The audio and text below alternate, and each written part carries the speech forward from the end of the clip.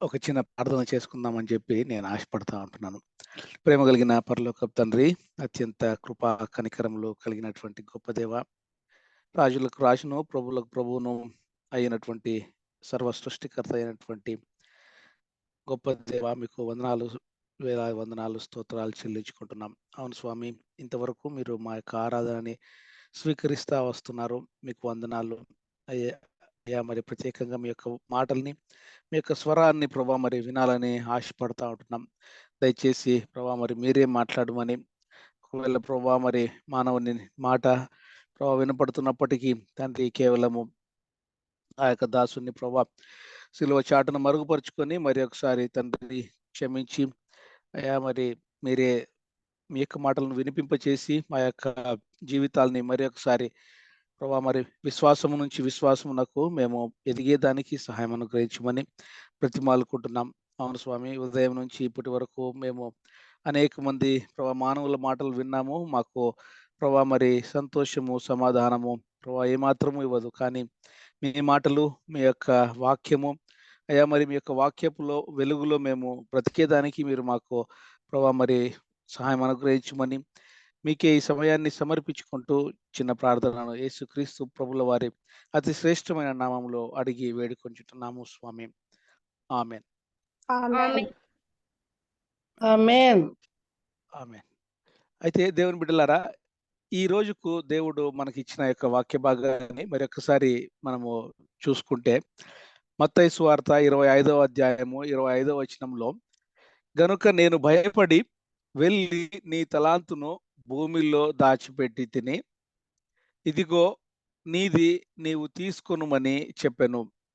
ఈ యొక్క మాటల్లో ఎవరు చెప్తా ఉంటున్నారు అని, ఎవరితో చెప్తుంటున్నారు అని మనం చూసినప్పుడు, సందర్భము చూస్తే 25వ అధ్యాయము 14వ వచనంలో ఈ ప్యాసేజ్, ఈ పారబుల్ స్టార్ట్ చేయకముందు యేసు ప్రభుల వారు తన ఫాలోవర్స్ని, ఆయనను వెంబడించే వాళ్ళకైతేనేమి, తన చుట్టూ ఉన్నటువంటి శిష్యులైతేనేమి, వారితో మాట్లాడుతూ యేసు ప్రభుల వారు చెప్పిన అంశాన్ని మనం ఒకసారి చూస్తే, పరలోక రాజ్యము ఒక మనుష్యుడు దేశాంతరకు పోయి ప్రయాణమై దాసులను పిలిచి తన ఆస్తిని వారికి అప్పగించినట్లుండును అని ఇక్కడ యేసు ప్రభుల వారు పరలోక రాజ్యము ఎలాగ ఉంటది, పరలోక రాజ్యము ఎట్లా ఉంటది అని చెప్పి ఆ యొక్క పరలోక రాజ్యము గురించి చెప్తూ కొన్ని ఉపమానాలు 24వ అధ్యాయము 25వ అధ్యాయంలో కొన్ని ఉపమానాలను దేవుడు మనకు వాక్య భాగంలో లిఖించినట్లుగా మనం చూస్తూ ఉంటున్నాం.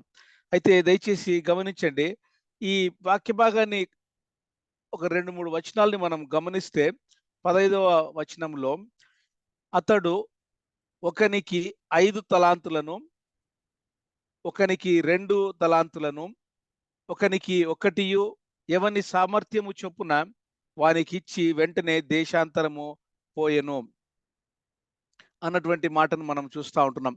అయితే దేవుని బిడ్డలారా, ఈ ముగ్గురికి, ఒకరికి 5, ఒకరికి 2, ఒకరికి 1, ఈ తలాంతులను యేసు ప్రభుల వారు ఈ యొక్క ఉపమానంలో ఒక యజమానుడు ముగ్గురికి ఇచ్చినటువంటి విధంగా మనము చూస్తూ ఉంటున్నాం. అయితే దయచేసి గమనించండి, 18వ వచనంలో 1 తలాంతు తీసుకున్న వాడు చెప్పినటువంటి మాట, ఈ యొక్క అంశమును మనము ఈరోజు ధ్యానించబోతా ఉంటున్నాం. ఆ 1 తలాంతు తీసుకున్న అతను ఏం చేశాడు అని చూస్తే, వెళ్ళి భూమి త్రవ్వి తన యజమానుని సొమ్ము దాచిపెట్టెను. అతను దాచిపెట్టాడు. అయితే బహుకాలమైన తర్వాత ఆ దాసుల యజమానుడు తిరిగి వాళ్ళ దగ్గరికి వచ్చి వాళ్ళకు ఇచ్చినటువంటి ఆ యొక్క ఆస్తినైతేనేమి, ఆ యొక్క తలాంతులను అయితేనేమి ఒకసారి లెక్క చూస్తాము అని చెప్పి వాళ్ళ ముగ్గురిని పిలుస్తాడు. పిలిచినప్పుడు ఆ ఆ ఒక దాసుడు, ఎవరైతే 1 తలాంతు తీసుకున్నారో ఆ దాసుడు వచ్చి, అయ్యా నీవు విత్తని చోట కోయువాడవును, చల్లని చోట పంట కూర్చుకొన వాడవునైనా కఠినుడవని నేను ఎరుగుదును అని చెప్పి ఆయనకి రిప్లై ఇస్తున్నట్టుగా మనము 24వ వచనంలో చూస్తూ ఉంటున్నాం. కాబట్టి ఈ యొక్క ఉపమానమును చూస్తే ఇది తలాంతులకు సంబంధించినటువంటి ఉపమానము. ముగ్గురికి 3 తలాంతులు, 3 విధాలుగా తలాంతులు ఇస్తే ఈ ఒక అతను ఏం చేస్తాడంటే వెళ్ళి భూమిలో దాచిపెట్టి ఆ ఒక్క తలాంతును అట్లనే భద్రంగా తెచ్చి ఆ యజమానునికి ఇస్తున్నటువంటి యొక్క వాక్య భాగాన్ని చూస్తూ ఉంటున్నాం. 26వ వచనం చూస్తే అప్పుడు ఆ యజమానుడు ఏమంటాడంటే, సోమరివైన చెడ్డదాసుడా, నేను విత్తని చోట కోయువాడను, చల్లని చోట పంట కూర్చుకొన వాడనని నీవెరుగుదువా అని చెప్పి అక్కడ యజమానుడు అతనితో చెప్తున్నటువంటి మాటను చూస్తూ ఉంటున్నాం. అయితే దయచేసి గమనించండి దేవుని బిడ్డలారా, ఈ ఉపమానాన్ని మనము ఇంక కొంచెం లోతుగా ఒకసారి గమనిస్తే, ఆ మనుష్యుడు దేశాంతరమునకు ప్రయాణమై, అంటే ఏదో ఊరికి వెళ్తూ వెళ్తూ మన ఇండ్లలో కూడా ఒకవేళ ఫాదరు ఏదన్నా క్యాంపుకి వేరే ఊరికి వెళ్తా ఉన్నాడు అంటే చివరిగా బస్సు ఎక్కక ముందో లేదా ఇంట్లో నుంచి బయటికి వెళ్ళక ముందో ఒక రూపాయో, ₹2, ₹5, ₹10 బిడ్డలకి ఇస్తున్నటువంటి ఆ యొక్క సన్నివేశం మనము గుర్తు చేసుకుంటాం. అయితే ఇక్కడ గమనించండి, ఆ దాసులకు అంటే వారు పెద్దవారు, వారు నమ్మకము కలిగిన దాసులు. వారికి ఆయన దేశాంతరము అంటే చాలా దూరదేశము వెళ్ళి ఎంతకాలం వెళ్తున్నాడో ఏమో, maybe more than 1 year 2 years వెళ్తా ఉన్నాడేమో. అయితే కొన్ని సంవత్సరాల కోసం వెళ్ళేటటువంటి ఆ యొక్క యజమానుడు ఆ దాసుల ముగ్గురికి పిలిచి ఇస్తాడు. ఆ తలాంతులు ఏం చేయాలి అని చెప్పి ఏం చెప్పడు. ఆయన ఊరికే ముగ్గురిని పిలిచి తలాంతులు ఇస్తాడు. ఆయన తిరిగి ఎప్పుడు వస్తాడో కూడా చెప్పడు. అట్లనే వారి యొద్ద లెక్క చూస్తాను, నేను తిరిగి వచ్చిన తర్వాత మీ దగ్గర లెక్క చూస్తాను అని కూడా ఏం ముందుగా చెప్పలేదు. ఆ లెక్క చొప్పున ఎటువంటి పర్యవసానాలు ఉంటాయో అని కూడా ఏం చెప్పలేదు. ప్రయాణమైపోతూ తన ఆస్తిని, తన యొక్క దగ్గర ఉన్నటువంటి ఆ యొక్క తలాంతులను వాళ్ళ ముగ్గురిని పిలిచి ఇస్తున్నటువంటి విధంగా మనం చూస్తూ ఉంటున్నాం. బహుకాలమైన తర్వాత ఆ యజమానుడు అకస్మాత్తుగా తిరిగి వస్తాడు. అయితే వారి యొక్క లెక్క చూస్తాడు. ఆ యొక్క లెక్క చూసినప్పుడు వారి యొక్క రెస్పాన్స్ ఎట్లా ఉంటది అని మనము గమనిస్తే, ఇక్కడ ఆ యజమానుడు ఎవరు అని ఒకవేళ మనం చూస్తే అక్కడ క్రీస్తు ప్రభుల వారు యజమానుడుగా సాదృశ్యంగా మనం చూస్తూ ఉంటున్నాం. ఆ దాసులు ముగ్గురు ఎవరు అంటే నీవు నేను. అనేక రకమైనటువంటి ఈ యొక్క విశ్వాసులు ఆ దాసుల్లో ముగ్గురు కేటగిరీస్ లోకి వస్తా ఉన్నట్లుగా మనం చూస్తూ ఉంటున్నాం. అలాగా తలాంతులు అని మనం చూస్తే తెలుగులో ఆస్తి అని ఉంటది, కానీ అక్కడ తలాంతులు అని కూడా ఉంటది. ఆ తలాంతులు అని మనము గమనిస్తే దేవుడు మనకు ఇచ్చే ఆ వనరులైతేనేమి, బహుమానాలైతేనేమి, అవకాశాలైతేనేమి, వాటిని మనము తలాంతులుగా ఇక్కడ ఈ యొక్క వాక్య భాగంలో మనము పరిగణించాలండి. అయితే ప్రాముఖ్యంగా 3 విషయాల్ని మనం ఇక్కడ నేర్చుకోవచ్చు. ఏంటి అంటే, దేవుడు మనకిచ్చినటువంటి ఆ యొక్క కొన్ని వనరులైతేనేమి, అవకాశాలైతేనేమి, కొన్ని బహుమానాలైతేనేమి, వాటిని మనము ఏ విధంగా కాపాడుతా ఉంటున్నాం, వాటిని మనం ఏ విధంగా చూసుకుంటా ఉన్నాము అన్నటువంటి ఈ గృహ నిర్వాహకత్వం గురించినటువంటి కొన్ని మనము కొన్ని అంశాలను మనం నేర్చుకోవచ్చు. స్టూవర్డ్షిప్ అంటారు కదా, గృహ నిర్వాహకత్వము. అలాగే ఇన్వెస్ట్మెంట్, పెట్టుబడి. ఆ యొక్క ముగ్గురు కూడా ఏం చేశారు అని చూస్తే వారు యొక్క పెట్టుబడి దగ్గర కూడా మనం కొన్ని నేర్చుకోవచ్చు. అట్లనే అకౌంటబిలిటీ అంటే లెక్క చెప్పడం. నువ్వు నాకు ఇది ఇచ్చినావు, ఇదిగో నీకు ఈ ఈ విధంగా నేను తిరిగి ఇస్తున్నాను అన్నటువంటి ఆ యొక్క లెక్క మనము మన పెద్దలకైతేనేమి, తల్లిదండ్రులకైతేనేమి, ఈవెన్ ఆఫీసెస్ లో కూడా మన మేనేజర్ ఏదైనా మనకు ఒక టాస్క్ ఇస్తే ఆ టాస్క్ చేసి పెట్టినామా లేదా డిలే అవుతుందా ఏంటి అని మనము తిరిగి అప్డేట్ ఇస్తాం, తిరిగి మనము లెక్క చెప్తాం. ఆ విధంగా మనం చూసినప్పుడు బేసికలీ మనం ఒకసారి జనరల్ గా చూస్తే దేవుడు,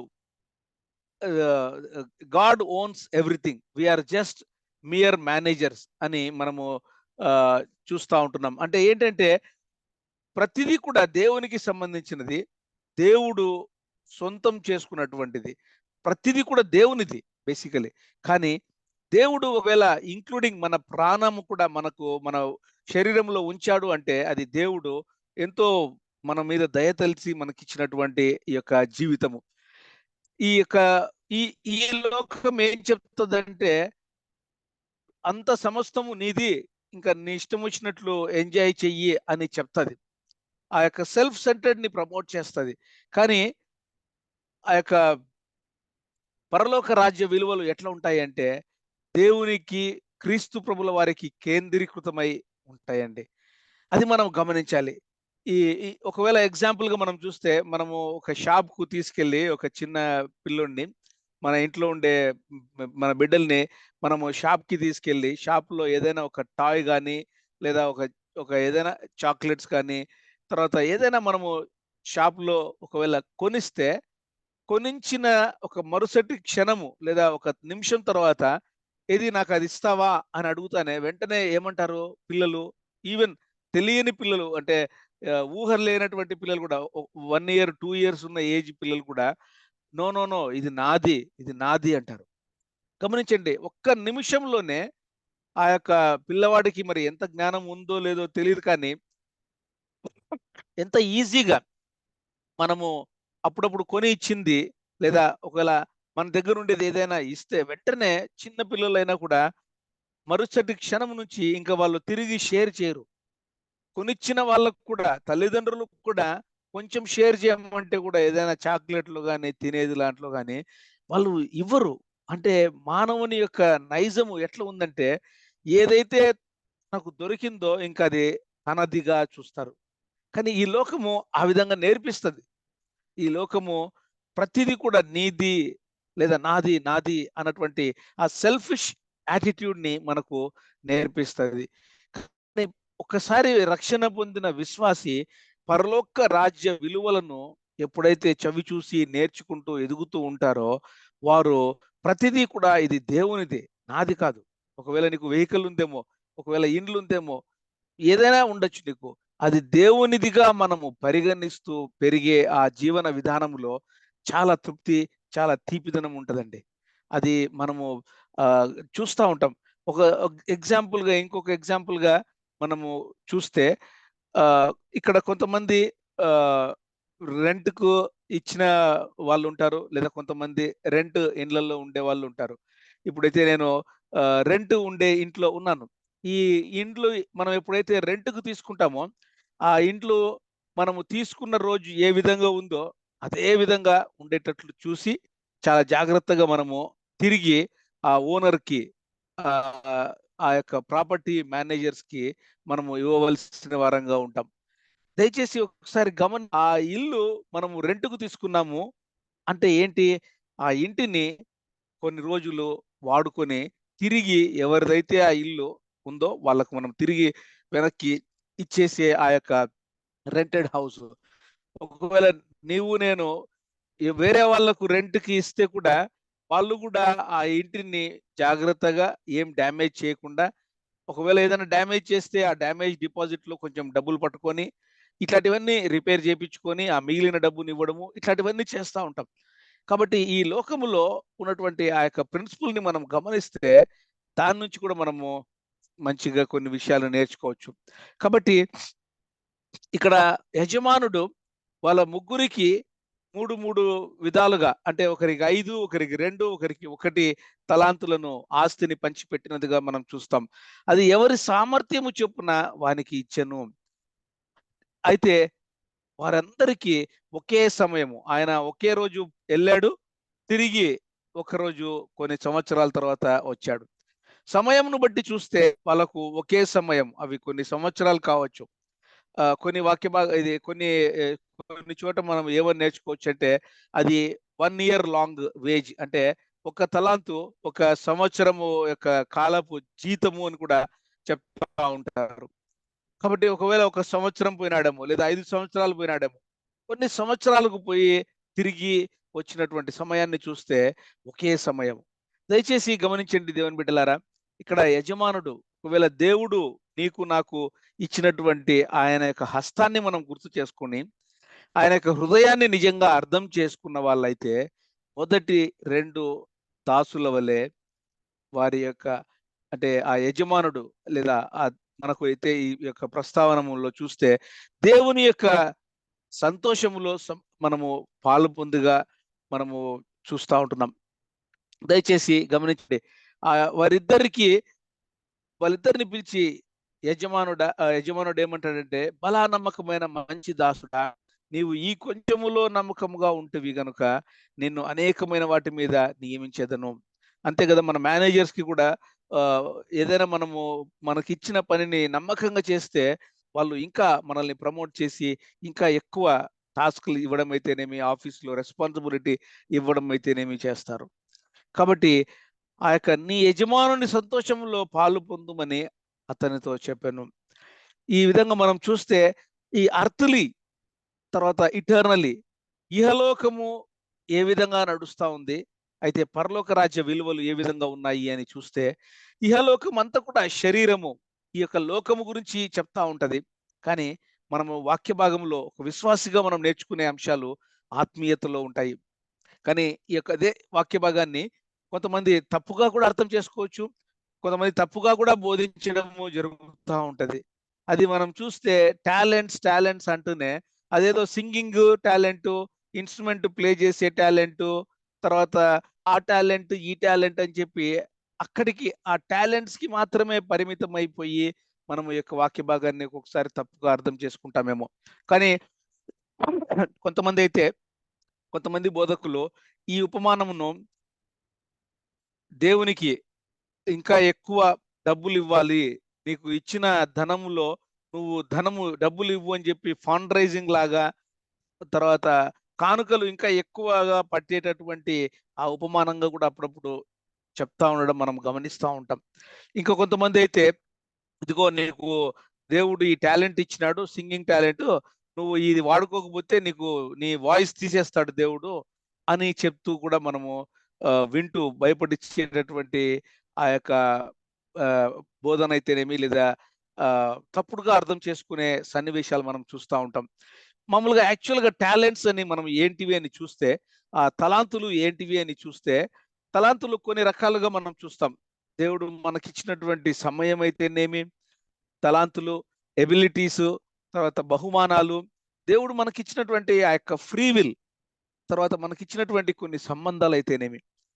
అయితే మెటీరియల్ గా వాటిని చూస్తే దేవుడు మనకి ఇచ్చినటువంటి జాబ్, ఆస్తి, అంతస్తు, పొజిషన్, తర్వాత పవర్, వీటన్నిటిని బట్టి మనము మెటీరియలిస్టిక్ గా ఇదే ఉపమానాన్ని దీంట్లో మనము అభివృద్ధి చెందాలి అన్న విధంగా కూడా మిస్ఇంటర్ప్రిట్ చేసుకుంటా ఉంటారు. కానీ అదే ఆత్మీయంగా మనం చూస్తే, దయచేసి గమనించండి, ఆ స్పిరిచువల్ రిసోర్సెస్ ని మనం ఒకసారి గమనిస్తే విశ్వాసము, రక్షణ, అలాగే ఆత్మీయ వరాలు, దేవుడు నీతో నాతో చేసుకునేటటువంటి ఆ యొక్క పరిచర్య, దయచేసి గమనించండి, పరిచర్య అని ఎప్పుడైతే మనం చూస్తామో అది కేవలము దేవునిదే పరిచర్య. మనం ఊరికే ఆయన పరిచర్యను లేదా ఆయన ఇచ్చిన ఆ రెస్పాన్సిబిలిటీ మనము మేనేజ్ చేసే వాళ్ళం మాత్రమే.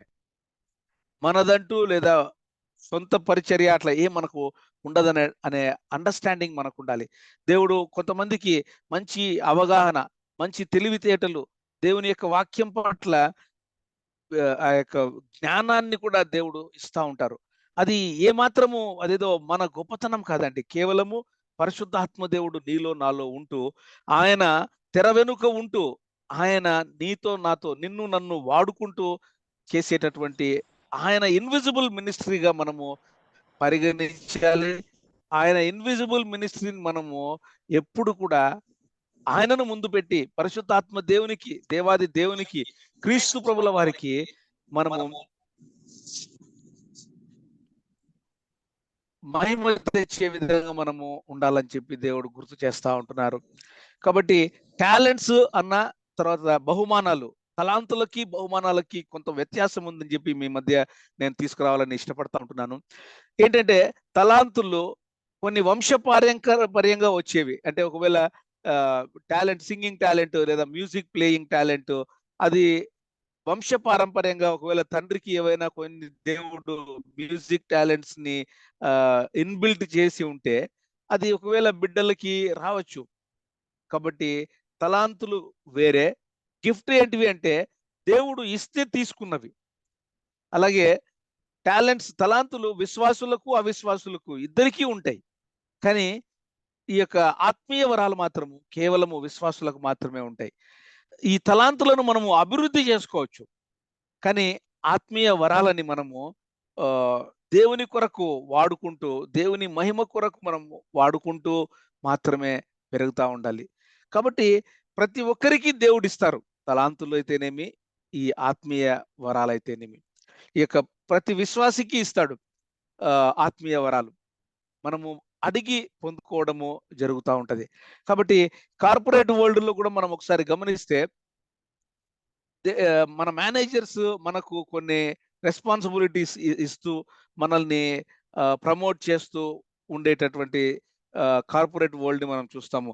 అలాగే అట్లనే క్రైస్తవ్యంలో కూడా మనం చూస్తే దేవుడు నిన్ను నన్ను కొన్ని తలాంతులతో అయితేనేమి, కొన్ని బహుమానాలతో అయితేనేమి, ఈ యొక్క ఆత్మీయ వరాలతో అయితేనేమి నిన్ను నింపి నిన్ను నన్ను వాడుకుంటా ఉంటాడు. కాబట్టి అలాగే మనము 1000 ఏండ్ల పరిపాలనలో చూస్తే కూడా దేవుడు మనకు కొన్ని అధికారాలు అయితేనేమి, కొన్ని డిఫరెంట్ రివార్డ్స్ ని దేవుడు మనకు ఇవ్వడం జరుగుతుందని కూడా మనము వాక్య భాగంలో ఇదివరకు కొన్ని రోజులలో చూసుకుంటూ వచ్చాము.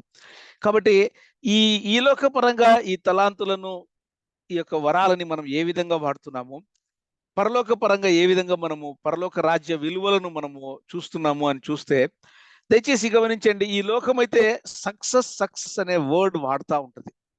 కానీ వాక్యములో సక్సెస్ అనే ఎక్కడ ఉండదు. వాక్యములో ఏముంటదంటే విశ్వాస్యత.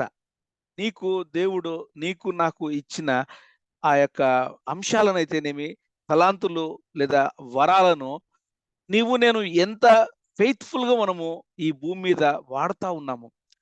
ఈ భూమి మీద వాడుతూ వాటిని మనము నిజంగా దేవుని కొరకు ఏ విధంగా మనము అభివృద్ధి చేస్తా ఉన్నాము, దేవుని యొక్క రాజ్య వ్యాప్తిని మనం నిజంగా ప్రబలింప చేస్తా ఉన్నామా లేదా, అది దేవుడు మనల్ని చూసేటటువంటి లెక్క అని చెప్పి మనం నేర్చుకుంటా ఉంటున్నాము. దయచేసి గమనించండి.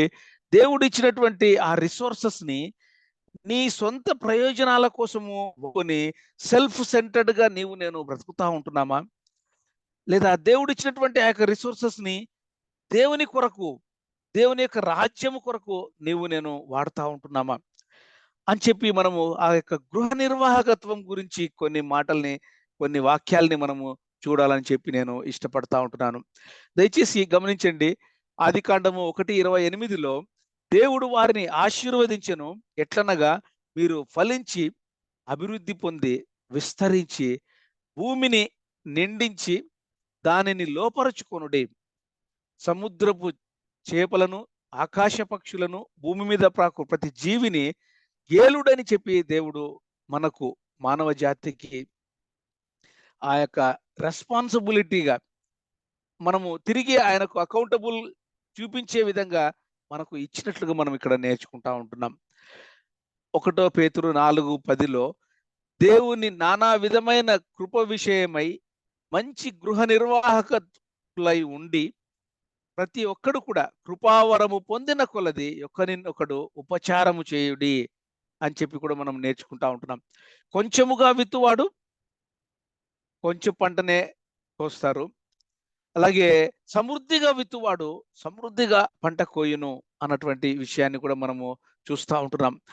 లూకా 16:10లో మిక్కిలి కొంచెముగా నమ్మకముగా ఉంటే ఎక్కువలోనూ నమ్మకముగా ఉండగలుగుతాము. కాబట్టి మిక్కిలి కొంచెముగా నమ్మకం అన్యాయముగా ఒకవేళ ఉంటే మనము అది ఎంత ఎక్కువ ఇచ్చినా కూడా అదంతా కూడా అన్యాయంగా మనము దాన్ని వేస్ట్ చేస్తామేమో.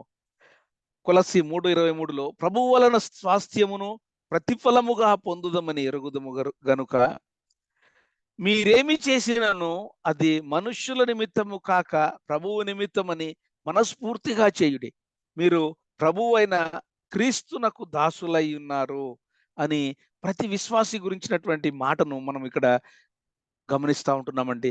కాబట్టి ఏదైతే క్రీస్తు ప్రభుల వారు నీకు నాకు ఇచ్చారో అది మనము తిరిగి ఆయన కొరకు మనము మనస్ఫూర్తిగా అభివృద్ధి చెందింపచేసేటట్లుగా బ్రతకాలని చెప్పి దేవుడు ఇక్కడ మనకు నేర్పిస్తా ఉంటున్నారు.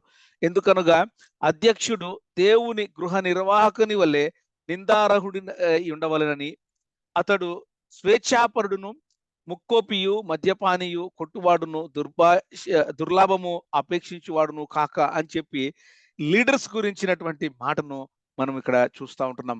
ఒకవేళ దేవుడు ఆ అథారిటీ, ఆ లీడర్ అథారిటేటివ్ ని మనకు ఒకవేళ బహుమానంగా ఇచ్చినప్పుడు లేదా రెస్పాన్సిబుల్ గా మనకు ఇచ్చినప్పుడు మనము ఏ విధంగా దాన్ని ఆయన కొరకు మనము వెచ్చిస్తా ఉంటున్నాము అని మనము చూస్తూ ఉంటున్నాం. ఈ 3వ దాసుడుని మనము ఆయన చేసినటువంటి ప్రక్రియలో మనం చూస్తే విశ్వాసము, తర్వాత భయము. అంటే భయముతో కూడినటువంటి, అంటే ఇక్కడ భయమును మనము 2 విధాలుగా కూడా చూడొచ్చు. దేవుడు అంటే నిజమైన భక్తి భయము కలిగినటువంటి భయం వేరే, కానీ ఏమాత్రము భయము లేనటువంటి ఆ యొక్క చాలా కేర్లెస్ గా ఉండి ఏమాత్రము భయం లేనటువంటి ఆ భయం గురించి కూడా మనం ఇక్కడ చూస్తూ ఉంటున్నాం. విశ్వాసము గురించి చూస్తే విశ్వాసం అనున్నది నిరీక్షింపబడు వాటి యొక్క నిజ స్వరూపమును అదృశ్యమైన ఉన్నవనుటకు రుజువై ఉన్నది. దయచేసి గమనించండి దేవుని బిడ్డలారా, ఈ దాసులకు ఆ యొక్క యజమానుడు తిరిగి ఎప్పుడు వస్తాడో చెప్పలేదు. కానీ వారు ఇద్దరు అయితే వారు విశ్వాసము చేత వారు ఇచ్చినటువంటి ఆ యొక్క తలాంతులను తిరిగి రెండంతలుగాను ఎక్కువగా అభివృద్ధి చేసినట్లుగా చూస్తూ ఉంటున్నాం. కీర్తన గ్రంథంలో కూడా మనం చూస్తే గాఢాంధ్రపు లోయలో నేను సంచరించినను ఏ అపాయమునకు భయపడను, నీవు నాకు తోడయుందువు, నీ దుడ్డు కర్రయు నీ దండమును నన్ను ఆదరించును అని విశ్వాసముతో ఆ యొక్క కీర్తనకారుడు రాసినటువంటి మాటను చూస్తే మనము విశ్వాసముతో బ్రతకాలి. ఏ అపాయం వచ్చినా, ఏ బాధ, కష్టము, నష్టము వచ్చినా కూడా మనము విశ్వాసముతో దేవుడు మనతో ఉన్నాడు అని చెప్పి మనం విశ్వాసముతో పైకి ఎదగాలని చెప్పి దేవుడు చూస్తూ ఉంటున్నాడు. కానీ అదే ఇక్కడ లూకా 21:26లో ఆకాశమందలి శక్తులు కదలింపబడును గనుక లోకము మీదికి రాబోచున్న వాటి విషయమై భయము కలిగి మనుషులు ఎదురు చూచుచు ధైర్యము చెడి కూలుదురు అన్నటువంటి మాటను కూడా మనం చూస్తూ ఉంటున్నాం. ఈ ఎండ్ డేస్ లో నిజంగా ఒకవేళ మన ధైర్యం కూడా చెడి మనం ఏమైనా కూలిపోతూ ఉన్నామేమో, తర్వాత డిస్కరేజ్ అయిపోయి డిప్రెషన్ అయిపోయి తర్వాత డిసప్పాయింటింగ్ మూడ్స్ లోకి మనం వెళ్తా ఉంటున్నామేమో. ఒకసారి మనము దావీదు యొక్క జీవితాన్ని మనము గమనిస్తే ఆ యొక్క దావీదు జీవితంలో నిజంగా అందరికీ తెలిసిన కథ, ఆ గొలియాతును గురించి వీరు ఇశ్రాయేలీయుల ప్రజలు విన్నప్పుడు రాజు దగ్గర నుంచి ప్రతి ఒక్కరు కూడా ఆ యొక్క అన్యునుడైనటువంటి ఆ గొలియాతు అంటే చాలా భయపడిపోతారు. రాజు కూడా, ఆ రాజు నుంచి ప్రతి ఒక్కరు, ఈవెన్ తన సొంత అన్నదమ్ములు కూడా, సైన్యములో ఉండేవాళ్ళు, సైనికులు కూడా భయపడిపోతా ఉంటారు. అటువంటి సమయంలో చూడండి, ఒక దేశం అంతా భయపడతా ఉన్నా కూడా దేవుని బిడ్డ అయినటువంటి ఆ దావీదు కీర్తనకారుడు మనము గమనిస్తే ఆయన జీవితంలో ఏ మాత్రము విశ్వాసము, ధైర్యము త్రొట్టుపాటు కాకుండా, ఎందుకంటే దావీదు కి దేవుడు ఎంత సన్నిహితంగా, దేవునికి ఎంత సన్నిహితంగా పెరుగుతూ వచ్చాడో ఒంటరిగా ఉన్న ఆ సమయాలలో దేవుడు అంటే ఏంటి అని దావీదుకు చాలా పర్సనల్ గా తెలిసినటువంటి ఆ దావీదు ఏం చేశాడంటే ఏమాత్రం భయపడలేదు. అందరూ భయపడతా ఉన్నా, దేశం అంతా భయపడతా ఉన్నా, ఆయన ఏమాత్రము భయపడకుండా చిన్నవాడైనటువంటి ఆ చిన్న వయసులో దావీదు గొలియాతును జయించినటువంటి విధంగా మనము ఈ యొక్క వాక్య భాగంలో నేర్చుకుంటా ఉంటాం కదా. దయచేసి గమనించండి, ఒకవేళ కుటుంబంలో మనం కూడా ఏదైనా ఒక ఆపద, ఒక విపత్తు వచ్చినప్పుడు మన ఇంట్లో చిన్న బిడ్డలు ఆ విశ్వాసపు మాటల చేత మనల్ని రేకెత్తిస్తూ మనల్ని ఇంకా ఎంకరేజ్ చేస్తూ ఉంటారేమో. మనం వారిని గమనించాలి. మనం కూడా ఆ విశ్వాసాన్ని ఎక్సర్సైజ్ చేయాలి అని చెప్పి దేవుడు మనకు గుర్తు చేస్తూ ఉంటున్నారు. కాబట్టి ఆ యొక్క విశ్వాస్యతను గురించి కొన్ని మాటల్ని మనం చూస్తే ఇక్కడ అంతము వరకు మనము సహిస్తూ విశ్వాసము ఏమాత్రము చెడి లేదా కూలిపోకుండా మనము బ్రతకాలి అని చెప్పి దేవుడు గుర్తు చేస్తా ఉన్నారు. యేసు ప్రభుల వారే సాక్షాత్తు మనకు ఒక మంచి ఎగ్జాంపుల్. ఎందుకంటే ఆయనకు కూడా ఇంకా తీరా సిలువ రానుకు ఎక్కక ముందు చాలా మదన పడిపోతూ తర్వాత గెత్సమనే యొక్క తోటలో ప్రార్థన చేస్తారు కదా, తండ్రి ఒకవేళ మీకు మీ చిత్తం అయితే ఈ గిన్నెను నా యొద్ద నుండి తీసివేయమని చెప్పి కూడా ఆ యొక్క ప్రార్థనను మనము చూసి నేర్చుకుంటా ఉంటాం. కానీ ఏ మాత్రము కూడా విశ్వాసాన్ని కోల్పోకుండా మనము బ్రతకాలి. మనము నమ్మదగిన వారమైనను నమ్మతగని వారమైనను ఆయన నమ్మదగిన వాడుగా ఉండును. ఆయన తన స్వభావమునకు విరోధముగా ఏది చేయలేడు అని చెప్పి దేవుడు ఒక వాక్య భాగాన్ని గుర్తు చేస్తా ఉంటున్నారు. ఇదిగో మీరు శోధింపబడినట్లు అపవాది మీలో కొందరిని చెరల్లో వేయింపబోచున్నాడు. 10 దినములు శ్రమ కలుగును, మరణము వరకు నమ్మకముగా ఉండుము, నేను నీకు జీవ కిరీటం ఇచ్చేదను అని చెప్పి దేవుడు మనకు ఒక వాగ్దానాన్ని చూపిస్తా ఉంటున్నారు. కాబట్టి శ్రమల కాలము, తర్వాత మహాశ్రమల కాలము, ఆ యొక్క శ్రమల కాలములో కూడా రాబోయే శ్రమల కాలములో విశ్వాసులు ఏ విధంగా ధైర్యాన్ని చెడి కూలిపోకుండా బ్రతకాలో కూడా దేవుడు మనకు వాక్య భాగాన్ని గుర్తు చేస్తా ఉంటున్నారు. ఒకసారి చూస్తే ఆ యొక్క దాసుడు యజమానునికి ఇచ్చిన ఆ రిప్లైని మనం చూస్తే, అయ్యా నీవు విత్తని చోట కోయువాడవును, చల్లని చోట పంట కూర్చుకున్న వాడవునై నా కఠినుడవని నేను ఎరుగుదును. అంటే ఆ యజమానుడు గురించి ఆ 3వ దాసుడు ఆ విధంగా అర్థం చేసుకున్నట్లుగా మనం చూస్తూ ఉంటున్నాం. నీవు నేను మన తండ్రిని ఏ విధంగా అర్థం చేసుకుంటున్నాం, మన దేవుణ్ణి మనం ఏ విధంగా అర్థం చేసుకుంటున్నాం. దీంట్లో ఒకసారి గమనిస్తే ఈ 3 మాటల్ని మనము బాగా గమనిస్తే ఈ 3 మాటలు ఎవరికి సంబంధించినవి అని చూస్తే అవి సాతానుడికి సంబంధించిన విధంగా కూడా మనము అక్కడక్కడ కొన్ని ఎగ్జాంపుల్స్ ని చూడొచ్చు. సాతానుడు వాడైతే ఏం చేస్తాడంటే వాడిది ఏది కాదో అది కావాలని ఆశపడేవాడు. అటువంటి గుణాన్ని కూడా నీలో నాలో పుట్టించేవాడు ఎవరు అంటే సాతానుడు. విత్తని చోట కోసేవాడు, చల్లని చోట పంట కూర్చుకోవాలా అంటే వాడిది కాకపోయినా వాడిది నాది కావాలి. సాక్షాత్తు మనం గమనిస్తే దేవుని సన్నిధానంలో ఉండే వాడు ఏం కోరుకున్నాడు? దేవుని స్థానాన్ని కోరుకున్నాడు. నిజంగా ఒకసారి మనము ఆ యొక్క సాతాను గురించి మనము అధ్యయనం చేస్తే వాడు ఏం చేశాడో ఏమో కానీ వాడు ఇచ్చినటువంటి ఆ చిన్న పాయిజను, ఆ హవ్వకు ఇచ్చిన చిన్న పాయిజను మానవ జాతికి ఏ విధంగా సంక్రమించి మనమందరము కూడా కొద్దో గొప్పో ఈ ఒక్కొక్కసారి వాడి యొక్క నేచర్ని కూడా మనము ఎగ్జిబిట్ చేస్తూ ఉంటాం కదా. ఆ నేచర్, ఈ 3 ఉన్నటువంటి ఆ నేచర్ నిజంగా సాతానులోను అపవాదిలోను వాడి కుతంత్రాలలో మనము గమనిస్తూ ఉండొచ్చు. వాడు నిజంగా కఠినుడు.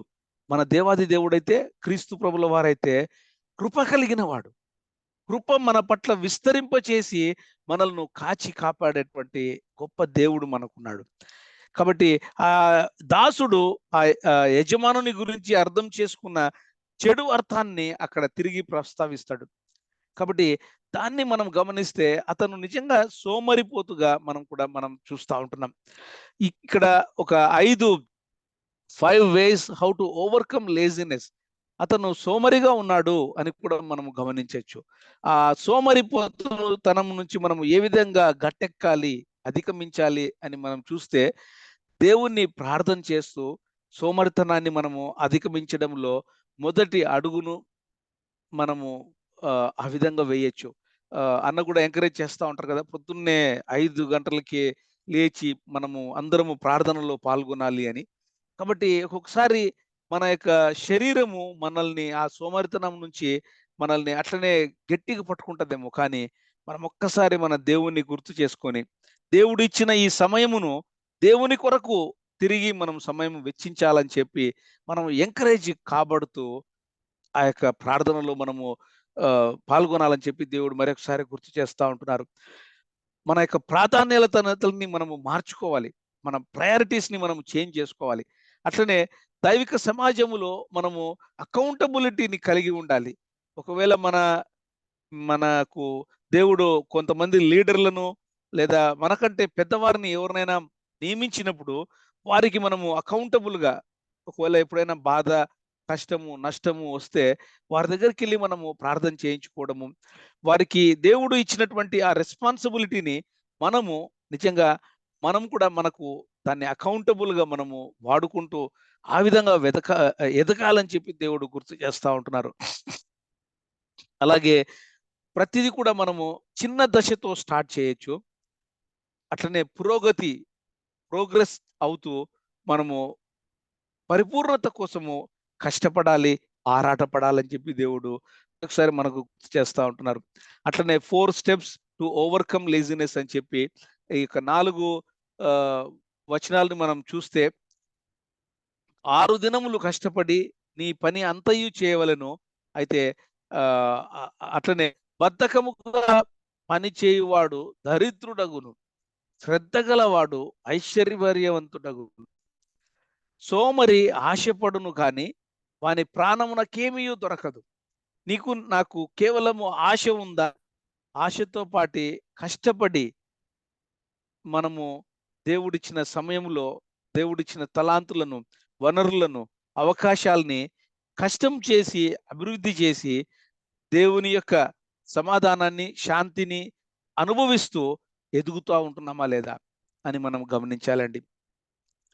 మనం ఏమి అడిగినను ఆయన మన మనవి ఆలకించునని, మనం అడిగిన యెడల మనం ఆయనను ఏమి వేడుకున్నా కూడా, ఇంకొక వాక్య భాగంలో ఉంటది కదా, మనము ఆయన ఏమి వేడుకున్నా పరిశుద్ధాత్మ దేవుణ్ణి కూడా మనకు అనుగ్రహించారు కదా. పరిశుద్ధాత్మ దేవుడు అంటే దేవాది దేవుడే మనలో ఉన్నప్పుడు మనకి ఇంకేం కావాలండి? పరిశుద్ధాత్మ దేవుడు ఎప్పుడైతే నీలో నాలో ఉంటారో మనకు 2 విషయాలు జరుగుతాయని కూడా మనము నేర్చుకుంటా ఉంటాం. ఏంటి అంటే 2 విషయాలు, నీకు ఓవర్కమింగ్ లైఫ్ అంటే విక్టోరియస్ లైఫ్, జయ జీవితాన్ని ఇచ్చేటటువంటి ఆ యొక్క పవర్ని పరిశుద్ధాత్మ దేవుడు నీకు నాకు ఇస్తారు. అట్లనే బోల్డ్గా, ధైర్యంగా నీకు నాకు కలిగినటువంటి రక్షణను మనం ఇతరులకు మనము పంచిపెట్టే విధంగా, ఇతరులకు షేర్ చేసే విధంగా కూడా దేవుడు మనకు ఆ యొక్క శక్తిని, ఆ బోల్డ్నెస్ ని కూడా దేవుడు మనకు ఇస్తారు. కాబట్టి ఏ విధంగా మనం బ్రతుకుతా ఉంటున్నాం? మన యొక్క సోమరితనంలో మనము ఆ యొక్క 3వ దాసునిలాగా పెరుగుతా ఉంటున్నామా? లేదా ఆ ఇద్దరు మిగిలిన దాసులు ఇద్దరు ఏ విధంగా అయితే తిరిగి దేవుని కోసము వారు వెచ్చించారో ఆ విధంగా పెరుగుతా ఉంటున్నామా? దయచేసి మన జీవితాన్ని మనము మరి ఒకసారి ప్రక్షాళన చేసుకోవాలని చెప్పి దేవుడు గుర్తు చేస్తా ఉన్నారండి. అట్లనే కాన్సిక్వెన్సెస్ అంటే పర్యవసనాలు, సోమరితనంలో ఉంటే మనము ఎటువంటి పర్యవసనాలు పొందుతాము అని చూస్తే, సోమరి ఆశపడతాడు కానీ మనకి ఏం దొరకదు. ఒకవేళ నీవు నేను కేవలం ఆశపడతా ఉన్నామేమో, ఏం పని చేయడం లేదేమో, అట్లా ఉండకుండా మనము సోమర్తనాన్ని తీసేసి దేవుని కొరకు పని చేయాలని చెప్పి దేవుడు గుర్తు చేస్తా ఉంటున్నారు. సోమరితనము చేత ఇంటి కప్పు దిగబడిపోవును, చేతుల బద్ధకము చేత ఇల్లు కురియును అని కూడా వాక్య భాగంలో చూస్తూ ఉంటున్నాం. మనము ఒకవేళ నిద్ర సమయంలో కూడా ఇంకా కొంతసేపు నిద్రపోదాము అని అనుకుంటూ ఉంటామేమో కదా. కానీ ఒకవేళ పరిశుద్ధాత్మ దేవుడు నిన్ను నన్ను మెలకువల చేత, ఆయన మెల్లనైన స్వరం చేత మనల్ని లేపుతా ఉంటే మనము లేచి దేవునికి విధేయతగా ఎరగాలని చెప్పి దేవుడు గుర్తు చేస్తూ ఉంటున్నారు. ఆ సోమరిపోతులో ఒకవేళ చివరిలో ఎండ్ డేస్ లో ఆ ప్రకటన గ్రంథంలో కొన్ని వచనాలని మనం చూసినప్పుడు వారి యొక్క సోమరితనాన్ని వాళ్ళు ఏమాత్రము రికగ్నైజ్ చేసి రియలైజ్ చేసి వాళ్ళు పశ్చాత్తాపపడకుండా తిరిగి వాళ్ళు దేవుణ్ణే దూషించేటటువంటి ప్రజలను కూడా మనము ఇక్కడ వాక్య భాగంలో చూస్తూ ఉంటున్నాం. దయచేసి గమనించండి, ప్రకటన గ్రంథము 9:21 ఏమని ఉంటది? 5 మనుగుల బరువు గల పెద్ద వడగండ్లు ఆకాశము నుండి మనుషుల మీద పడెను. ఆ వడగండ్ల దెబ్బ మిక్కిలి గొప్పదైనందున మనుషులు ఆ దెబ్బను బట్టి దూషించిరి. చూడండి, తిరిగి దేవుణ్ణి దూషించే విధంగా ఇక్కడ కూడా ఈ ఈ 3వ దాసుడు తీసుకున్న తలాంతును ఎంత సోమరిపోతుగా భూమిలో దాచిపెట్టాడు. దాన్ని ఏమీ చేయలేదు, భూమిలో దాచిపెట్టాడు.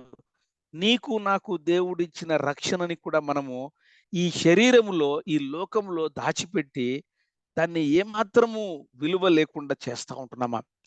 ఒక్కసారి అంటే నేను మీతో మాట్లాడుతున్నానేమో, లేదా ఏమంటారు, ఈ యొక్క వాక్యాన్ని ప్రిపేర్ అయ్యే సమయమంతా కూడా దేవుడు నాకు పదే పదే గుర్తు చేసే ఈ యొక్క మాట ఏంటంటే, నాకు దేవుడిచ్చిన రక్షణని నేను ఏ విధంగా ఏం చేస్తా ఉంటున్నాను? దాన్ని ఊరికే భూమిలో దాచిపెట్టి ఈ లోకంలో ఎవరికి కనపడకుండా దాచిపెట్టుకొని బ్రతుకుతా ఉంటున్నానా? ఒకవేళ మనం ఆ విధంగా బ్రతుకుతే అదే అధ్యాయంలో 30వ వచనంలో ఏమని ఉంటదంటే, ఈ యొక్క మూడవ దాసుడిని చీకటిలోకి పడేసేయండి, అక్కడ ఏడుపును పండ్లు కొరుకుటయు ఉంటది అని చెప్పి నరకము గురించి ప్రస్తావన ఉంటదండి. కాబట్టి మన యొక్క రక్షణని మనం ఏ విధంగా కాపాడుకుంటున్నాం? ఫిలిప్పీలకు రాసిన పత్రికలో కూడా మనం పౌలు భక్తుడు అంటున్న మాటను చూస్తే, మన యొక్క రక్షణని భయముతోనూ వణకుతోనూ మనము కొనసాగిస్తూ, మనము ఆ యొక్క రక్షణను కొనసాగిస్తూ ఇతరులకు ఒక గ్రేట్ కమిషన్ దేవుడు మత్తయి సువార్త 28వ అధ్యాయంలోను, మార్కు సువార్త చివరి అధ్యాయంలోను దేవుడు నీకు నాకు ఇచ్చిన ఆ గ్రేట్ కమిషన్ని మనం ఏ విధంగా నిర్వర్తిస్తా ఉంటున్నాము అని చెప్పి దేవుడు మరొకసారి గుర్తు చేస్తా ఉంటున్నారు.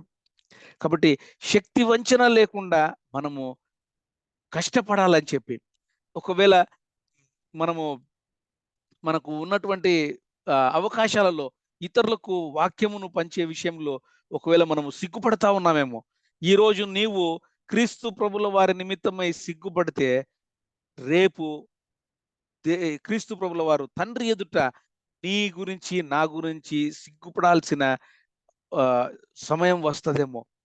వాక్య భాగముని మనము ఒకసారి గమనిస్తే నిజంగా అది చాలా భయం వేస్తుంది. కాబట్టి మనం ఏమాత్రము సిగ్గుపడకుండా క్రీస్తు ప్రభుల వారు ఇచ్చిన రక్షణని ఇతరులకు మనము షేర్ చేస్తూ, ఆ యొక్క సువార్తను ఇతరులకు చాటి చెప్తూ బ్రతకాలని చెప్పి దేవుడు గుర్తు చేస్తా ఉన్నారు. చేయుటకు నీ చేతికి వచ్చిన ఏ పని అయినను శక్తి వంచన లేకుండా మనం చేయాలని చెప్పి దేవుడు గుర్తు చేస్తా ఉన్నారు. కొన్ని కాంట్రాస్ట్ డిఫరెన్సెస్ ని నేను మీ మధ్యకు తీసుకురావాలని ఇష్టపడతా ఉంటున్నానండి. ఆ ఇద్దరు సర్వెంట్స్ కి, ఒక సర్వెంట్ కి ఉన్నటువంటి ఆ యొక్క డిఫరెన్సెస్ ని చూస్తే, ఇద్దరు దాసులు ఆ యొక్క యజమానుని నిజంగా ప్రేమించారు. ఈయనైతే ప్రేమించినట్లుగా మనం చూడడం లేదు. ఇద్దరు దాసులు ఆ యజమానుని గురించి వాళ్ళు నిజంగా లోతుగా అర్థం చేసుకున్నారు. అయితే ఇతను సరిగా అర్థం చేసుకోలేదు. ఇతను సోమరిపోతుగా ఉన్నాడు, వీళ్ళైతే అలర్ట్ గా ఉన్నారు, వీళ్ళు ఒబీడియంట్ గా ఉన్నారు, వీళ్ళు విశ్వాసమును వాళ్ళు ప్రదర్శించే వారుగా ఉంటున్నారు, రెస్పాన్సిబుల్ గా అకౌంటబుల్ గా ఉంటున్నారు. అదే ఈ సోమరితనము కలిగినటువంటి మూడవ దాసుడైతే అవిధేయుడుగాను, అవిశ్వాసిగాను, తర్వాత విశ్వాసమును ఏమాత్రము ఎక్సర్సైజ్ చేయకుండా చాలా కేర్లెస్ గా, చాలా లేజీగా ఉన్నట్లుగా కూడా మనము చూస్తూ ఉంటున్నాం. దయచేసి గమనించండి దేవుని బిడ్డలారా, లోకంలో మనము ఉంటున్నామా, మతములో ఉంటున్నామా? దయచేసి గమనిస్తే ఇశ్రాయేలీయులు, యూదులు మతము అని చెప్పి వాళ్ళు మేమే దేవుని బిడ్డలము అన్నటువంటి ఒక మతములో ఇరక్కపోయి ఉంటున్నారు. కానీ ఆత్మీయంగా మనం చూస్తే క్రైస్తవములో నీవు నేను ఒకవేళ సార్వత్రిక సంఘములో నూతన యెరూషలేము అనే పిలువబడబోయేటటువంటి నీవు నేను ఏ విధంగా ఉంటున్నాం? మనము ఈ లోక మర్యాదము చొప్పున, లేదా భూమిలో మనకు దేవుడు ఇచ్చినటువంటి తలాంతుల్ని భూమిలో దాచిపెట్టి మనము ఏమాత్రము లెక్కజమ లేకుండా బ్రతుకుతా ఉంటున్నామా? లేదా పరలోక రాజ్య విలువలు కలిగి మన తండ్రి యొక్క సంతోషములో పాలు పొందే బిడ్డలముగా ఉంటున్నామా? ఒకవేళ మనము అట్లా ఉండకపోతే అక్కడ ఏడుపును పండ్లు కొరుకుటయును ఉంటది అని చెప్పి దయచేసి ఒకసారి గమనిస్తే, మతములో ఉంటే, ఒకవేళ మతములో మనము పెరుగుతూ ఉంటే మనం ఎట్లా ఉంటామంటే అక్కడ ఏడుపు పండ్లు కొరుకుట ఉంటది అని చూస్తే, నిజంగా ఈ భూమి మీద కూడా కొంతమంది విశ్వాసుల జీవితాలు, కుటుంబాలలో కూడా చూస్తే డిస్సాటిస్ఫాక్షన్, ఏమాత్రము సాటిస్ఫాక్షన్, దేవుని యొక్క సంతోషము, సమాధానము లేనటువంటి విధంగా కూడా ఉంటది. ఎందుకు అంటే వాళ్ళు మతములో పెరుగుతా ఉంటారు. మనము మతముల్లో పెరగకూడదండి. క్రైస్తవ్యములో అంటే ఆత్మీయతలో ఎదిగే వారికి వారు పరలోక మర్యాదపు చొప్పున ఉంటారు. మనకు దేవుడు ఇచ్చిన ఆ ఒక జీవితాన్ని మనం చూస్తే, మనము మన సహవాసంలో అయితేనేమి, సంఘాలలో అయితేనేమి, కుటుంబ ప్రార్థనలలో అయితేనేమి, తర్వాత మన స్వంత జీవితాలలో మనము దేవుని గురించి ఎక్కువగా నేర్చుకుంటూ, దేవుణ్ణి ఆరాధన చేస్తూ పెరిగేటటువంటిది ఆ యొక్క సిలువ సింబల్‌లో నిలువుటి దెబ్బను మనం గమనిస్తే, మనము ఆయనను ఎక్స్‌పీరియన్స్ అంటే అనుభవిస్తూ, ఆయనలో ఎదుగుతూ ఉన్నట్లుగా, అయితే అడ్డమైనటువంటి ఆ హారిజాంటల్ దెబ్బని మనము అడ్డంగా ఉండే ఆ కర్రను చూసినప్పుడు, దేవుడు ఇచ్చిన రక్షణని ఇతరులకు మనం షేర్ చేస్తున్నామా లేదా? దేవుడు మనకిచ్చిన వనరులను, దేవుడు మనకిచ్చిన తలాంతులను, ఆ యొక్క ఆత్మీయ వరాలని ఇతరుల కొరకు మనము వెచ్చిస్తున్నామా లేదా? దయచేసి గమనించాలని చెప్పి దేవుడు గుర్తు చేస్తా ఉంటున్నారు. ఎందుకంటే హెబ్రీలో కూడా ఉంటది గదా! క్రియలు లేని విశ్వాసము మృతము అని. కాబట్టి మన విశ్వాసాన్ని కేవలము మనకు మాత్రమే, మన స్వార్థపూరితమైన జీవితానికి మాత్రమే పెట్టుకుంటున్నామా? లేదా దేవుని గురించి వెచ్చిస్తా ఉంటున్నామా? భూమిలో లేదా ఎవరికీ తెలియకుండా అసలు వీళ్ళంటే విశ్వాసులా? కాదా? అనేటటువంటి ఆహ్, జీవన శైలిని మనం కలిగి ఉంటున్నామా? అట్లా కాకుండా నిజమైన విశ్వాసులుగా దేవుణ్ణి మనము ఎగ్జిబిట్ చేసే విధంగా ఈ లోకంలో మతం చేసుకుంటూ మనము మతాన్ని కడతా ఉంటున్నామా? దయచేసి గమనించండి. పాడేదేమో పాట పరలోక రాజ్య పాట. Heaven came down and glory filled my soul అని చూస్తా ఉంటాం. అని పాడుతా ఉంటాం పాట. నిజంగా ఆ యొక్క హెవెన్, ఆ పరలోకము నీ హృదయములో, నీ కుటుంబంలో ఉందా? అట్లా ఉండదు మన జీవన శైలి. కొన్ని సంఘాలు చూస్తే కూడా మనమందరం చూస్తా ఉంటాం. సంఘాలలో కూడా వాళ్ళు మతాన్ని సృష్టించి ఆ మతంలో పెరుగుతా ఉంటారు. అందుకే ఆ సంఘాలలో, ఆ లీడర్‌షిప్‌లో ఆ యొక్క కొట్లాటలుంటాయి. నెమ్మది ఉండదు. ఈ 2 పార్టీలు, 3 పార్టీలు, తర్వాత అనేకమైన పార్టీస్‌గా విడిపోయి ఆ యొక్క ఏంటి అంటే అది గమనిస్తే అది ఒక మతమండి. వాళ్ళు మతంలో పెరుగుతున్నారు కాబట్టే, ఆ యొక్క లీడర్‌షిప్‌లో ఆ యొక్క కొట్లాటలు, ఏమంటారు భేదాలు ఉంటాయి. కాబట్టి నీవు నేను ఏ విధంగా ఉంటున్నాం? మతంలో ఉంటున్నామా? లేదా పరలోక రాజ్య విలువలను కలిగి ఆ విధంగా మనము పెరుగుతా ఉంటున్నామా? ఆ కాలమందు ఇంచుమించు 120 మంది సహోదరులుండగా 120 మందే ఉన్నారండి. మొదటి ఆదిమ క్రైస్తవులు. ఆది సంఘములో ఉన్నటువంటి క్రైస్తవులు చాలా కొద్ది మందే. ఒకవేళ వాళ్ళే ఈ మూడవ దాసుని వలె వారి రక్షణను వాళ్ళకు మాత్రమే స్వార్థపూరితంగా ఓకే. మేము పరలోకానికి పోతే సాల్లే అని, అని అనుకుని ఉంటే ఈరోజు నీకు నాకు రక్షణ వచ్చేదా? లేదు కదా! అనేక మంది మిషనరీస్ ఎంతో వారు ఆహ్, వ్యయము చెల్లించి ఎంతో కష్టపడి వారి జీవితాలని ఆహ్, 12 మంది అపోస్తలులు ఏ విధంగా అయితే వారి యొక్క జీవితాన్ని వెచ్చించి క్రీస్తు యొక్క రాజ్య సువార్తను ప్రబలింపజేశారో, నీవు నేను కూడా ఆ విధంగా ఉండాలని చెప్పి గమనిస్తా ఉంటున్నామండి. హిస్టరీ ఆఫ్ ద చర్చ్‌ని మనం ఒకసారి చూస్తే ఆహ్, ఆదిమ సంఘము నుండి ఈ రోజు వరకు అనేక ఆహ్, డివిజన్స్, అనేక గుంపులుగా మనం కూడుకుంటా ఉన్నామేమో. కానీ ఆ యొక్క క్రీస్తు ప్రభుల వారు ఇచ్చిన రక్షణను మనము ఏ విధంగా రాజ్య సువార్తను తీసుకెళ్తా ఉంటున్నాము. నేను ప్రతిసారి ఈ యొక్క మ్యాప్‌ని ఏదో ఒక రీతిలో చూపిస్తా ఉంటాను. ఏంటంటే ఎప్పుడు క్రీస్తు ప్రభుల వారు రాబోతా ఉన్నారు. క్రీస్తు ప్రభుల వారు రాబోయే ఆ సమయంలో పెరుగుతున్న నీవు నేను అలర్ట్‌గా ఉంటున్నామా లేదా? అవేక్‌గా ఉంటున్నామా లేదా? సిద్ధపడి మన యొక్క రక్షణను మనము కాపాడుకుంటూ ఇతరులకు ఆ యొక్క రాజ్య సువార్తను మనము చాటుతా ఉంటున్నామా లేదా? ఆ యొక్క ప్రిపేర్డ్‌నెస్‌ని మనకు దేవుడు గుర్తు చేస్తా ఉంటున్నారు. కాబట్టి ఆ యొక్క 1000 ఏళ్ల పరిపాలనకు ముందర, తర్వాత శ్రమలు, మహాశ్రమలు కాలముకు ముందర ఈ చర్చి ఏజ్‌లో ఉన్నటువంటి నీవు నేను మన రక్షణను ఏ విధంగా కాపాడుకుంటూ ఇతరులకు షేర్ చేస్తా ఉంటున్నామండి. కాబట్టి ఆ యొక్క క్రైస్తవ్యాన్ని చూస్తే 1700 నుంచి 1900 ఆ యొక్క ఆ యొక్క సెంచరీలో మనం చూస్తే ఆ 2 సెంచరీస్లో నిజంగా క్రైస్తవ్యము ఎంత బాగా ప్రబలిందో మనము గమనిస్తూ ఉండొచ్చు. అట్లనే అనేక గుంపుల్ని నేను చూపిస్తూ ఉంటున్నాను. సమయము తక్కువగా ఉంది కాబట్టి నేను ఇక కొన్ని విషయాలు మాత్రమే మీకు చూపించి ముగించాలని ఇష్టపడతా ఉంటున్నాను. మన రెస్పాన్సిబిలిటీ ఏంటి యాజ్ అన్ ఇండివిజువల్గా, ఒక కుటుంబముగా, ఒక సహవాసముగా, ఒక లోకల్ చర్చ్గా మన రెస్పాన్సిబిలిటీ ఏ విధంగా మనము చేస్తూ ఉంటున్నాం. కాబట్టి ఆ హిస్టరీ ఆఫ్ ద చర్చ్లో ఆ రివైవల్ని, తర్వాత ఆ దేవుడు తీసుకొని వచ్చే నీ ద్వారా నా ద్వారా దేవుడు తీసుకొని వచ్చే ఆ రివైవల్ని మనము దేవుని కొరకు వాడబడతా ఉంటున్నామా లేదా? ఒకసారి ఇమాజినరీ ఛాలెంజ్ని మీ మధ్యకు నేను తీసుకురావాలని ఇష్టపడతా ఉంటున్నానండి. ఆ 3వ వాడికి ఇచ్చినటువంటి ఒక తలాంతును మనం ఆధారం చేసుకొని, ఇది కేవలము ఊహాజనితంగా నాకు వచ్చినటువంటి కొన్ని థాట్స్ని నేను మీ ముందర మీకు షేర్ చేయాలని ఇష్టపడతా ఉంటున్నాను. ఒకసారి ప్రతిరోజు రోజుకు ₹1 మనకు దేవుడు ఇస్తున్నాడు అనుకోండి. అంటే ₹1 అంటే ఒక అవకాశము. దేవుడు నీకు నాకు ఇచ్చే ఒక ఆ యొక్క సువార్తను ఇతరులకు చెప్పాల్సిన అవకాశము రోజుకు ఒకటి ఇస్తా ఉన్నాడు అనుకోండి. మనం ఏ విధంగా దాన్ని వెచ్చిస్తూ ఉంటున్నాం? నిజంగా ఆ యొక్క రోజులో కనీసం ఒకరికైనా సువార్తను మనం చెప్తా ఉంటున్నామా? ఎందుకంటే ఇక్కడ ఒక నాణెము అంటే మనకు దేవుడు ఇచ్చిన అతి విలువైనటువంటి రక్షణని ఇక్కడ మనము గుర్తు చేసుకోవాలండి. దేవుడు అనేకము ఇచ్చాడు మనకు. అనేక అవకాశాలు, అనేక వసతులు మనకు దేవుడు ఇచ్చాడు.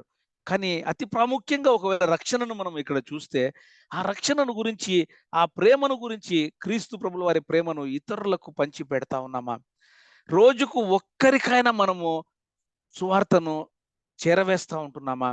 ఒకవేళ రోజుకు ఒకటి చొప్పున మనము చేస్తున్నామో లేదో, కనీసం వారములో ఒకవేళ దేవుడు మనకు ₹7 ఇస్తే, అంటే 7 అవకాశాలు ఇస్తే, 7 మందికి కనీసము ఒకవేళ ప్రతిరోజు ఒకరికి చెప్పలేకపోయినా, వారంలో లెక్కాచారం చూసుకుంటే 5-6 మంది కన్నా, 7 మంది కన్నా చెప్తుంటున్నామా?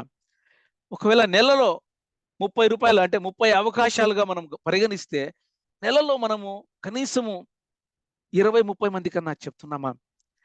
365 రోజులు ఒక సంవత్సరము జీతమును మనం లెక్కాచారం చేసుకుంటా ఉంటాం కదా.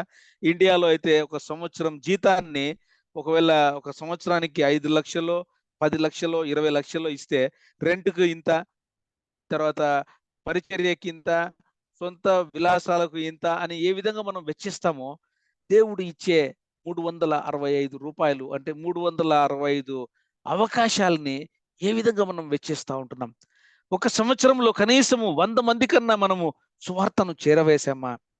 లేదా నీ రక్షణను, నా రక్షణను ఆ 3వ దాసునిలాగా లోకంలో దాచిపెట్టి మనము కేర్‌లెస్‌గా స్వార్థపూరితమైనటువంటి జీవితాన్ని మనం జీవిస్తా ఉంటున్నామా? దయచేసి ఒకసారి దేవుడు మనల్ని మరి ఒకసారి ఛాలెంజ్ చేస్తా ఉంటున్నారు. రక్షణ పొంది ఈ రోజుటి వరకు కొంతమందికి అయితే 10 సంవత్సరాలు, 20 సంవత్సరాలు, ఇంకా కొంతమందికి పెద్దవారికి ఒకవేళ రక్షణ పొంది వాళ్ళు 20, 25 సంవత్సరాలు అయి ఉండొచ్చు. నేను లెక్కాచారం వేసుకుండేది ఇదే అండి. 31వ తారీఖు వస్తూనే వెనుదిరిగి మనమందరము ఏదో వాగ్దానం తీసుకొనికి ఆరాటపడి రాత్రంతా మేలుకుంటాం. అదే సమయంలో ఒక్కసారి వెనుదిరిగి, అరే 365 రోజులు దేవుడు ఇచ్చాడు కదా, ఒక్కరికైనా రక్షణ సువార్తను మనము చెప్పామా?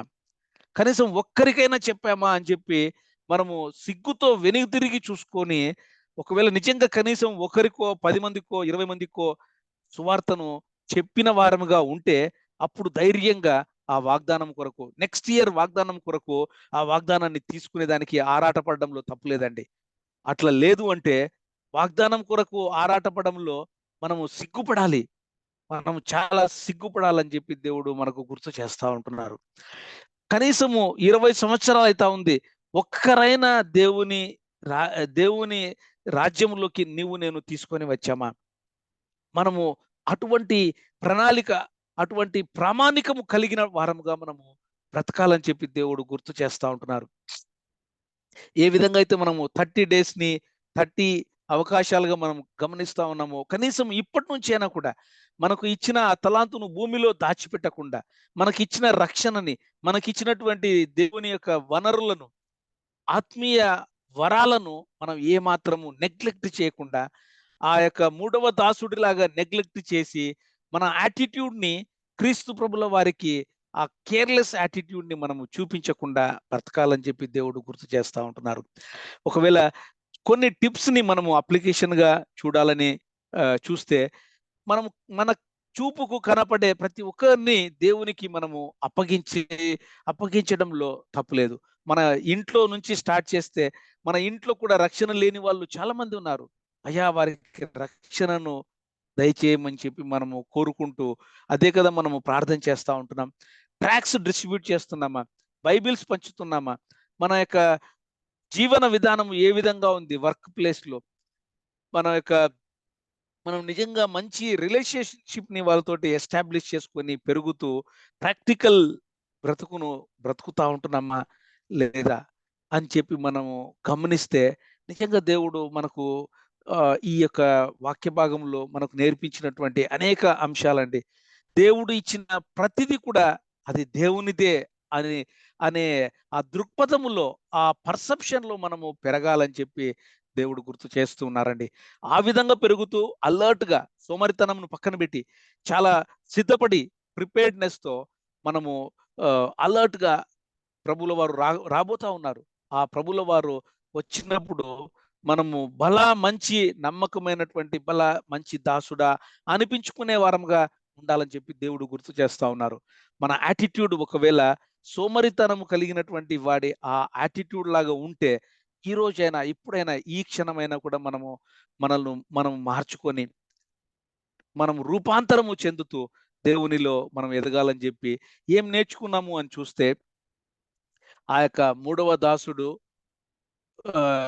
గురించి నేర్చుకుంటూ వచ్చాము. అయితే ఇదంతా కూడా పరలోక రాజ్య విలువలు, పరలోక రాజ్యము అంటే ఏ విధంగా ఉంటది అని ఆ ముగ్గురికైతే తిరిగి యజమానుడు ఎప్పుడొస్తాడో చెప్పలేదేమో కానీ, ఈ రోజైతే నీకు నాకు ప్రత్యేకంగా ఈ సహవాసంలో ఉండే నీకు నాకు ఆహ్, పదే పదే గుర్తు చేస్తా ఉన్నారు. రాబోతా ఉన్నాడు క్రీస్తు ప్రభుల వారు. నీ బ్రతుకు, నా బ్రతుకు ఏ విధంగా ఉంది? మన యొక్క సిద్ధపాటు కలిగిన మనస్సు కలిగి ఉంటున్నామా?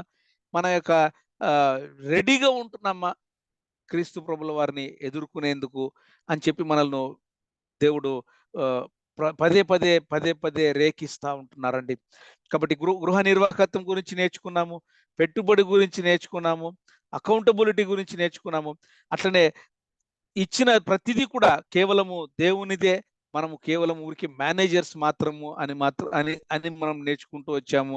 ఈ లోకంలో ఆహ్, ఏ విధంగా ఉంటది? పరలోక రాజ్య విలువలు ఏ విధంగా ఉంటది? అని గృహ నిర్వాహకత్వం గురించి చూసాము. అలాగే ఆ మూడవ దాసుడు భయపడి లేజీగా ఏ విధంగా అక్కడ పెట్టి తిరిగి ఆయనకు ఏమాత్రము అభివృద్ధి చెందింపకుండా ఇచ్చినటువంటి ఆ యొక్క సన్నివేశాల్ని మనం చూసాము. ఇవన్నీ చూస్తే ఆ లేజినెస్ కూడా ఏ విధంగా మనము ఓవర్‌కమ్ చేయొచ్చు అనే చాలా అంశాల్ని మనం చూసాము. అయితే దయచేసి దేవుని బిడ్డలారా, మనకు దేవుడిచ్చిన వాటిని మనము రెస్పాన్సిబుల్‌గా మనము వెచ్చిస్తా ఉంటున్నాం పరలోక రాజ్యం కొరకై అని చెప్పి గమనిస్తూ, చివరిగా ఒక బిగ్ ఐడియాను మనకు మన మధ్యకు తీసుకురావాలని నేను ఇష్టపడతా ఉంటున్నానండి. Where there is no risk, there will be no joy లేదా రివార్డ్ ఫ్రమ్ గాడ్. నేను దేవుని కొరకు ఏమి కూడా వెచ్చించకుండా ఉంటే, దేవుడి దగ్గర నుంచి మనకు శాంతి సమాధానాలు, ఆ యొక్క రివార్డ్స్ రావండి. అంటే వాళ్ళేదో రివార్డ్స్ కోసం చేయలేదు. వాళ్ళకు పర్యవసానాలు ఏ విధంగా ఉంటాయి అని కూడా చెప్పలేదు ఆ యజమానుడు ఆ ఇద్దరికి.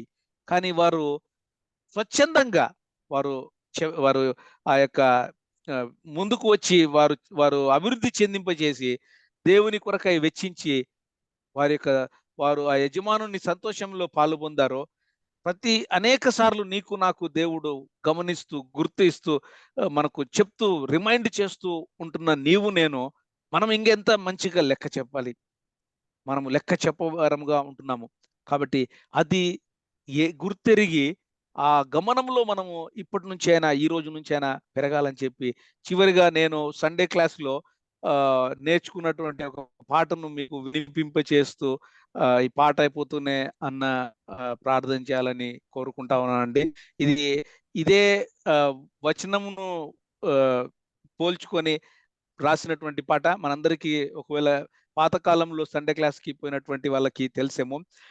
నేను ఈ పాటని మూడొత్తి నేర్చుకొని ఆహ్, ఒకవేళ అనేక సార్లు కాకపోయినా కనీసము డిసెంబర్ 31 వచ్చినప్పుడు నిజంగా నాకు ఇచ్చిన తలాంతులను ఏ విధంగా దేవుని కొరకు వెచ్చిస్తూ వస్తున్నాను అని చెప్పి తిరిగి నేను 8వ తరగతి నుంచి నేను ఆ యాటిట్యూడ్‌లో ఆ విధంగా పెరుగుతూ వచ్చేటటువంటి ఆ చిన్ననాటి జ్ఞాపకాలను గుర్తు చేసుకొని ఈ పాటను నేను మీకు వినిపింపచేయాలని ఇష్టపడతా ఉన్నానండి.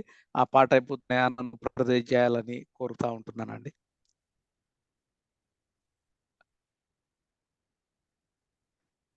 ఒకవేళ వాయిస్ వినపడకపోతే చెప్పండి.